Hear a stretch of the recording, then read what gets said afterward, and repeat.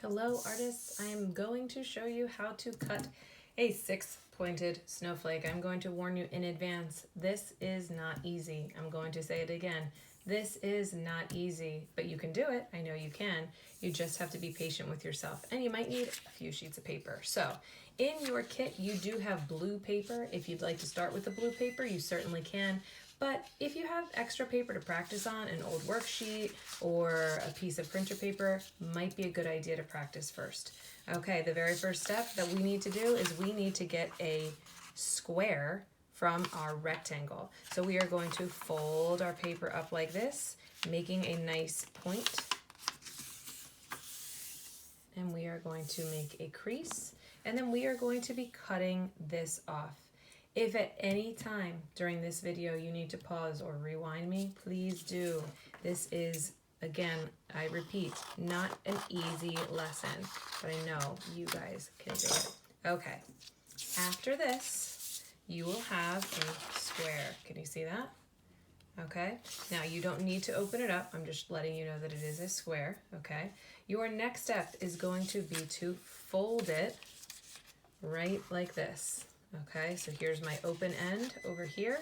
I am going to fold it this way and make a crease. Remember, pause this video as you need, okay? All right, now here I have a shape that looks like this, okay? This is one of the harder parts of this project. We need to get this into thirds, okay? So it's going to take a little bit of folding and unfolding and folding and unfolding to get it just right. My suggestion is to put your finger here, and you are going to pull this down. I am pressing pretty hard on the table, and you are going to take this and you are going to pull it kind of towards your body like that. And once you get a nice good point, you are going to fold it. I suggest, if you can pause the video right now, this is a good spot to really make sure that you're getting it where you need. You might have to refold this a couple times. It might be too skinny. You might bring it over too far, and it might be too far over here. That's okay. I've done this a decent amount of time that I kind of know where exactly to fold it. I still might not be exactly correct, but we'll take a look. So that step, once you're done with this and you have it pretty much like this, now you can move on to the next one. The next one, we are going to roll this over this way. The goal, and mine's a little bit off, so I might have to reopen it again. Oh, that's not too bad. The goal is that you want this folded edge right here to match up with this edge here. It's going to kind of look like an arrow. All right, it should be pretty pointy on the end, okay? There should be a straight line made with the paper, and we're going to be cutting that. And this should be pretty much lined up right here.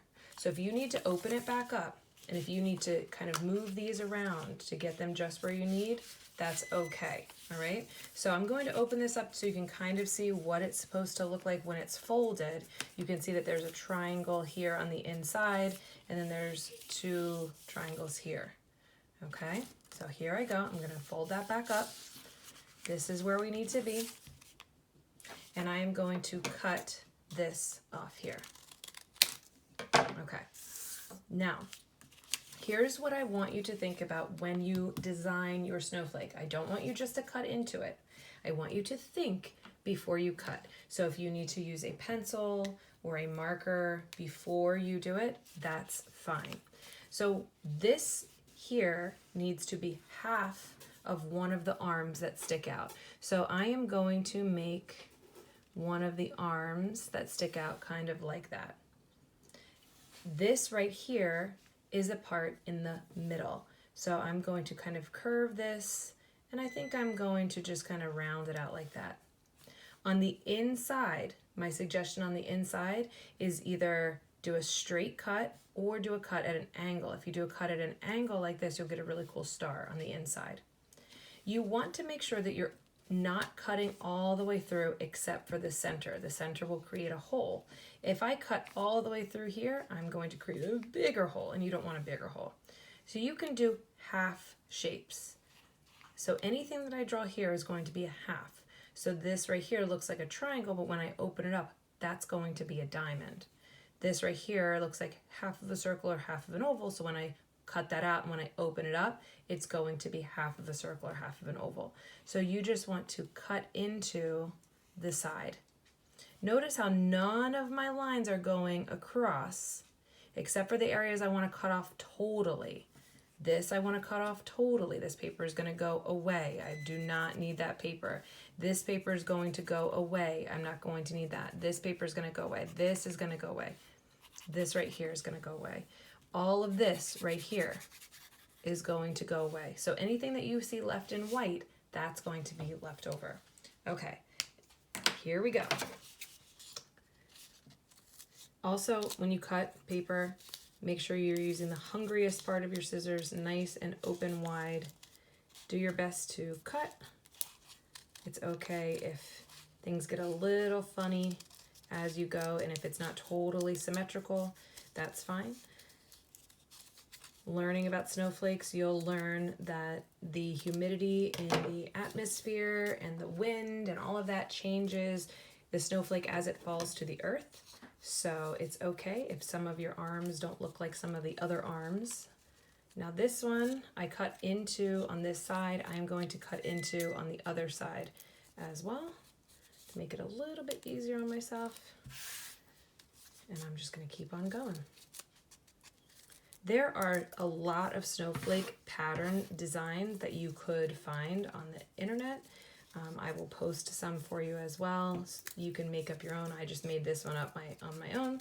There are some people who get so intricate with these snowflakes that they start doing cuttings of like half of a snowman. So when they open it up, it looks like it's a snowman, or Star Wars characters, or even some people make them for Halloween and do pumpkins or witches. So it is kind of interesting what people do. Okay, moment of truth. I'm going to start opening it up. Drum roll, please.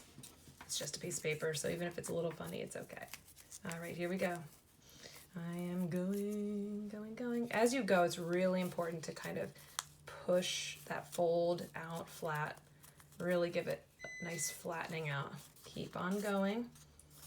Okay. Keep on going.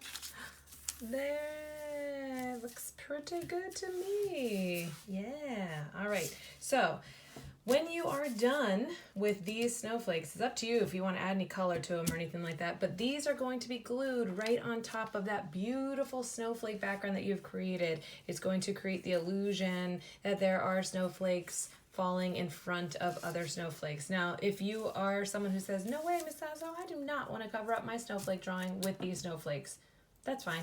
You just have to tell me why. As an artist, you are entitled to make your own choices. You just have to explain to me why you make the choices that you do. All right, good luck to you. I know that this is a little bit challenging, but I believe you are up for the challenge. And remember, if it snows in the winter or anytime soon, check out those snowflakes up close and personal. You might find some inspiration right in your own backyard. And as always, my most important rule, enjoy, try to enjoy this, and stay creative. I will see you all very soon.